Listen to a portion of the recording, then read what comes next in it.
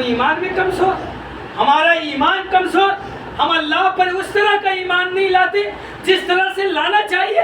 آج ہمارا اللہ سے زیادہ ڈاکٹروں پر بھروسہ، دعا چھوڑ کر کے دواؤں پر زیادہ بھروسہ۔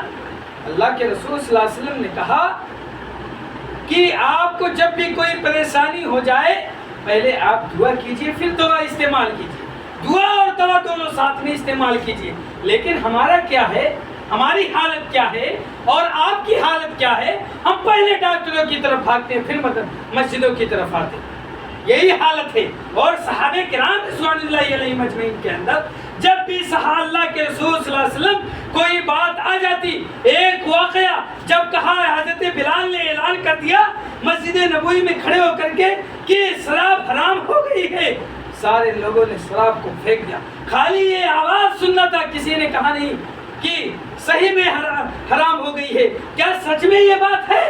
نہیں، سنا کہ اللہ کے رسول صلی اللہ علیہ وسلم کا فرمان ہے کہ اللہ تعالیٰ نے شراب کو حرام کر دیا گیا ہے، پورے مدینہ کی گلیوں میں شرابوں کا سیلاب آ گیا۔ یہاں تک کہ صحابہ کرام رضوان اللہ علیہ اجمعین کے بارے میں آتا ہے کہ ایک صحابی تو پی لیے تھے اور وہ قے کر رہے تھے پانی ڈال ڈال کر کے، اے اللہ رب العزت یہ جو ہمارے اندر چلی گئی یہ نکال دے۔